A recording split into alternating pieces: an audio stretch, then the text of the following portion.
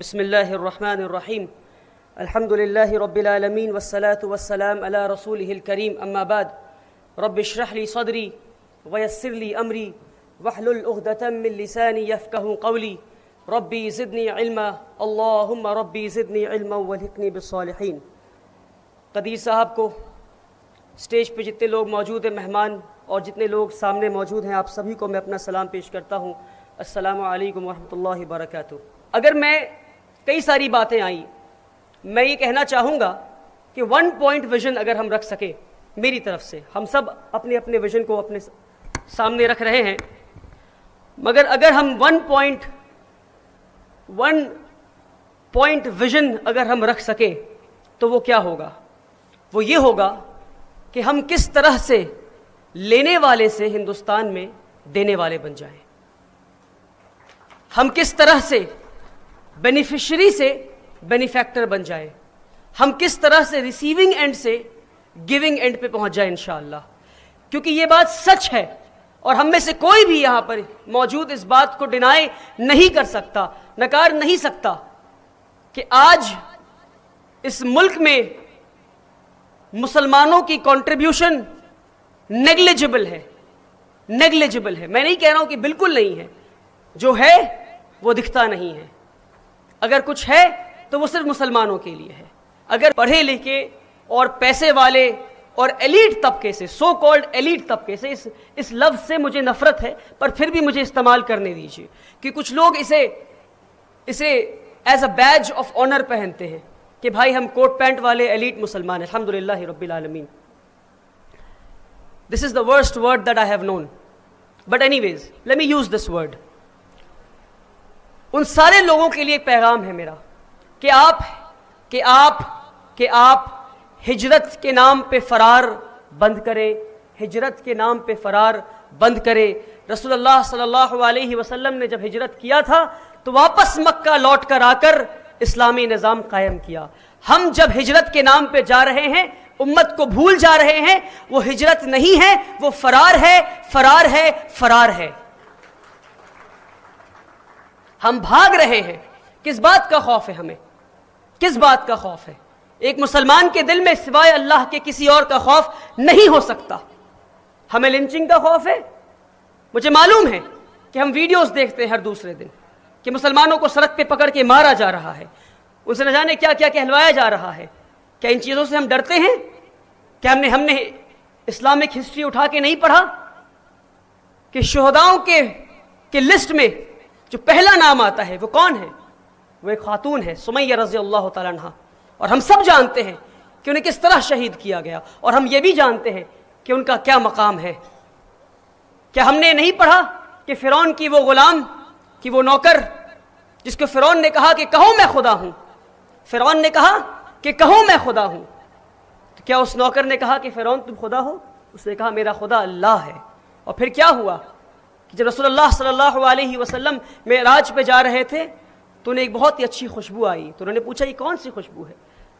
تو انہیں بتایا گیا کہ وہ عورت اور ان کے بچے جنہیں فرعون نے کھولتے ہوئے پانی میں جلا دیا تھا، وہ عورت اور ان کے بچوں کی ہڈیاں جہاں دفن ہیں آج تک وہاں سے خوشبو آ رہی ہے۔ تو کس بات کا ڈر ہے ہمیں؟ کیا ہمارا یقین اس بات پہ نہیں ہے کہ آمنت باللہ وملائکتہ وکتبہ ورسلہ والیوم الآخر والقدر خیرہ وشرہ من اللہ والبعث بعد الموت؟ کیا ہمیں اس بات پہ یقین نہیں ہے؟ کیا ہم یہ بھول گئے ہیں کہ موت کے بعد بھی ہمیں اٹھایا جائے گا؟ کیا ہم نے یہ سمجھ لیا ہے کہ موت پہ ہمارا خاتمہ ہے؟ نہیں، ہمارا ایمان اس بات پر ہے کہ موت کے بعد ہمیں اٹھایا جائے گا انشاءاللہ۔ موت پہ ہمارا خاتمہ نہیں ہے، ہم یہی رہیں گے انشاءاللہ، اور رہیں گے، اور شہید ہونے کی ضرورت پڑے تو شہید ہوں گے، مگر اسی زمین پر رہ کر ہم خدمت انجام دیں گے انشاءاللہ۔ اس بات کو ہم آئیے عزم کرتے ہیں آج انشاءاللہ۔ اب آئیے ہم لوٹ کر تعلیمی نظام پر آتے ہیں کہ ایسا کیا ہوا کہ ہم ایک ایسے وقت پہ ہم تھے جہاں ہر دوسرا شخص مدرسے میں جا کر پڑھنا چاہتا تھا، ایسے مدرسوں میں جہاں ریاضی بھی پڑھائی جاتی، جہاں سائنس بھی جہاں فلسفی بھی اور جہاں ہر قسم کی تعلیم دی جاتی اور جہاں دین کی تعلیم بھی دی جاتی. اور آج ہم یہاں کھڑے ہو کر تعلیمی انقلاب کی پھر سے بات کر رہے ہیں. تو آج واحد ایک ایسا طریقہ ہے جو پھر سے ہمیں وہاں پہنچا سکتا ہے. وہ طریقہ اور وہ راستہ تعلیم کا راستہ ہے، اور ہم سب اس بات کو جانتے ہیں. پر سوال یہ ہے کہ کون سی تعلیم؟ سوال یہ ہے کہ کون سی تعلیم؟ کہیں ایسا نہ ہو کہ ہم تعلیم اور تعلیم کرتے رہ جائیں اور 2047 میں ہمیں یہ کہنا پڑے کہ ارے اس تعلیم کی تو ضرورت ہی نہیں تھی ہمیں. ابھی ڈاکٹر صاحب نے ہمیں بتایا، اور قرآن کی پہلی آیت یہ کہتی کہ پڑھو، اللہ کے نام سے پڑھو. ہم پہلی آیت کا پہلا حصہ تو لیتے ہیں پڑھو، مگر اللہ کے نام سے نہیں پڑھتے، اللہ کے نام سے نہیں پڑھتے. تو ہمیں اس تعلیم کی ضرورت ہے جو تعلیم اللہ سے اور اللہ کے پیغامات سے اور رسول اللہ صلی اللہ علیہ وسلم کی محبت سے، ان کے پیغامات سے خالی نہ ہو انشاءاللہ. پہلا اصول انشاءاللہ. اب ہمارے تعلیمی نظام میں کچھ پریشانیاں ہیں، اور میں چاہوں گا کہ ان پریشانیوں کو میں کچھ ہائی لائٹ کروں، کیونکہ ہمارے یہاں پر پورے ملک بھر سے مجھے بتایا گیا ہے کہ ایڈوکیشنسٹ آئے ہیں اور ایسے لوگ آئے ہیں جو سکولز چلاتے ہیں. اور ایک اور بات میں کلیئر کر دوں آج، کیونکہ سکولز پہ بات آئی ہے اور یہ میری ذاتی رائے ہے، and everybody has the right to differ with me, but I feel and I strongly advocate this that اگلے 20 سال تک بلکہ میں کہتا ہوں اگلے 23 سال تک انشاءاللہ، کیونکہ 23 سال بچے ہیں اس ویژن کو فلفل ہونے میں. اگلے 23 سال تک ہم کوئی کالجز نہ کھولیں، ہم کوئی یونیورسٹیز نہ کھولیں، ہم صرف کچھ کھولیں تو سکولز اور سکولز اور سکولز اور سکولز. اور میں ایسا کیوں کہہ رہا ہوں؟ کئی سارے لوگ پچھلے کئی مہینوں میں میرے پاس آئے ہیں اور مجھ سے کہا ہے کہ ولی صاحب یہ کالج کھولنا ہے، ولی صاحب وہ کالج کھولنا ہے.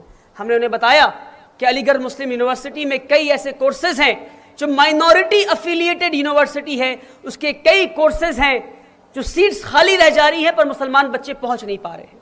مولانا آزاد یونیورسٹی، جامعہ ملیہ اسلامیہ، جامعہ ہمدرد، اور نہ جانے ایسے کتنے مسلمان مائنورٹی انسٹیٹیوشنز ہیں اور کالجز ہیں جن کے سیٹس خالی ہیں، جن کے پاس مائنورٹی سٹیٹس ہیں، پر مسلمان بچے وہاں نہیں پہنچ پا رہے ہیں کیونکہ سکولز ہی نہیں ہیں، وہ لانچنگ پیڈ ہی نہیں ہے جو ان بچوں کو ان کالجز تک، ان یونیورسٹیز تک پہنچا سکے.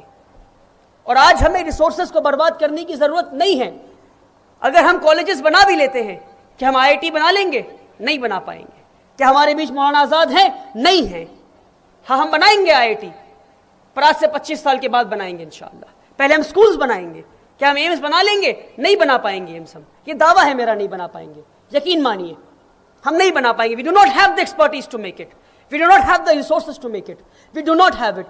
Gone are the times جب ہمارے پاس وقت تھا، ہمارے پاس زمین تھی، ہمارے پاس طاقت تھی کہ ہم نے AMU بنا لیا، ہم نے جامعہ ملیہ بنا لیا، ہم نے جامعہ ہمدرد بنا لیا، اور جانے اتنی کیسے مائنورٹیز کالجز ہم نے بنا لیے. اٹ از ٹائم کہ ہر محلے میں، ہر ڈسٹرکٹ میں ایک سکول، اسلامک سکول ہم قائم کریں. اور جیسے ڈاکٹر صاحب نے بتایا کہ کیسا سکول جو قرآن کی تعلیمات سے خالی نہ ہو، جو رسول اللہ صلی اللہ علیہ وسلم کے پیغامات سے خالی نہ ہو. جب ہر سکول میں، جب ہر محلے میں، ہر ڈسٹرکٹ میں ایک سکول ہوگا، پھر کیا ہوگا؟ پھر میں بتاتا ہوں آپ کو کیا ہوگا. پھر اپنے بچوں کو ہم بھیجیں گے IIT، اپنے بچوں کو ہم بھیجیں گے IIMs، ہم اپنے بچوں کو بھیجیں گے ایمز اور NITs. جب ہر محلے میں ایک سکول ہوگا، اور ہماری تعداد اگر آج 21% مسلمان اس ملک میں ہیں اور IIT میں ہم 1% بھی نہیں ہیں، تو اگر ہم 21% IIT میں پہنچ گئے، اگر ہم 21% مسلمان IIT میں پہنچ گئے، تو کیا ہمیں IIT بنانے کی ضرورت ہے؟ We will proudly say that we hold 21% share in the IIT inshallah. We will proudly say that we hold 21% share in the AIMS inshallah. So it is time that we try to redirect our energy and resources کہ ہمیں کیا کرنا ہے. اور ہم اپنے بچوں کو نیشنل لا یونیورسٹی سے بھیجیں، نیشنل لا کالجز سے بھیجیں. آج بچے نیشنل لا کالجز مسلمان بچوں سے فارغ ہیں، ہے ہی نہیں مسلمان بچے. ڈاکٹر طاہا متین صاحب بتا رہے تھے، بہت شاندار بیان کیا انہوں نے کہا ڈاکٹر بن کے امریکہ چلے جاتے ہیں، ڈاکٹر بن کے کینیڈا چلے جاتے ہیں، ڈاکٹر بن کے ہندوستان سے باہر چلے جاتے ہیں مسلمان بچے، اور پھر لوٹ کے نہیں آتے. کیوں لوٹ کے آئیں گے بھائی؟ کیوں لوٹ کے آئیں گے؟ سوال میں پوچھتا ہوں آپ سے، کیوں لوٹ کے آئیں گے؟ کیا آپ نے بتایا تھا ان کو کہ ڈاکٹر بن کے خدمت کرنی ہے؟ نہیں بتایا تھا آپ نے. کیا بتایا تھا آپ نے؟ آپ نے بتایا تھا کہ پیٹ کے لیے پڑھنا ہے، کس کے لیے پڑھنا ہے؟ بتائیے، زور سے کہیے آپ. پیٹ کے لیے پڑھنا ہے. تو میں یہ جواب دیتا ہوں کہ جن جن کے دماغ میں یہ خیال ہے کہ پیٹ کے لیے پڑھنا ہے، کہ نوکری کے لیے پڑھنا ہے، آپ کے دادا بھی بھوک سے نہیں مرے تھے، آپ کے والد بھی بھوک سے نہیں مرے تھے، آپ بھی بھوک سے نہیں مرے ہیں، اور آپ کی اگلی کئی نسلیں بھی بھوک سے نہیں مریں گی. اللہ نے آپ کے دادا کو کھلایا، آپ کے والد کو کھلایا، آپ کو کھلایا، اور آپ کی اگلی کئی نسلوں کو کھلائے گا. اسلام میں پیٹ کے لیے پڑھنے کا کوئی بھی اس طرح سے تصور نہیں ہے. پڑھنا ہے اور علم حاصل کرنا ہے، کیونکہ ہمیں اسلامی تعلیمات کو آگے بڑھانا ہے، کیونکہ ہمیں خدمت انجام دینا ہے. اٹ از ٹائم کہ ہم سکولز قائم کریں اور ان بچوں کو، معصوم بچوں کو اپنے سکولز میں لیں اور ان کو بتائیں 55 سے 5 سال کی عمر سے، 6 سال کی عمر سے. گولڈا میرا جو اسرائیل کی پرائم منسٹر تھیں، انہوں نے اسرائیل کے لوگوں سے کہا کہ اپنے بچے مجھے دے دو بس. کیا کہا؟ I want your kids unconditionally. لوگوں نے انکنڈیشنلی بچے دیے، اور وہ بچے آج دنیا کی ناک میں دم کر رکھے ہیں. It is time that we try to understand کہ ہمیں لانگ ٹرم ویژن چاہیے. ان بچوں کو تیار کریں. رسول اللہ صلی اللہ علیہ وسلم نے کتنے لوگوں کے ساتھ ہجرت کی بتائیے؟ کتنے لوگوں کے ساتھ؟ It is quality that we want and that will grow exponentially انشاءاللہ. کہ ہم 100 ہی بچے تیار کریں، ہم 100 ہی بچے تیار کریں. But why can't we aim for a Mark Zuckerberg in our community? Why? بتائیے، ہے ہمارے پاس مارک زکربرگ؟ نہیں ہے ہمارے پاس. when we do not have a Mark Zuckerberg, how can we tell our kids to become Mark Zuckerberg of the community, inshallah? When we do not have an Elon Musk, how can we tell our kids to become Elon Musk? When we do not have a Bill Gates, how can we tell our kids to become Bill Gates? نہیں کر پائیں گے ہم. We do not have examples. It is time that we try to understand کہ ہمیں ایک ایسا example تیار کرنا ہے. ایک ایگزامپل. ایک محلے میں ڈاکٹر بن جاتا ہے نا، پورے محلے میں کوئی ڈاکٹر نہیں تھا سالوں سے، ایک بن گیا، اس کے اگلے سال سے ہر سال 10، پھر 20، پھر 30. ایسا ہی ہوتا ہے نا؟ ایسا ہی ہوتا ہے. کیا میں غلط کہہ رہا ہوں؟ ایسا ہی ہوتا ہے نا. تو کمیونٹی ایک تو ایلون مسک بنا کے دکھائے، کمیونٹی ایک مارک زکربرگ تو بنا کے دکھائے. ہم ٹیکنالوجی کی بات کر رہے ہیں. It is an era of technology, اور ہم کئی فیزز سے گزرے ہیں. انسان جو ہے، ہیومن کائنڈ پچھلے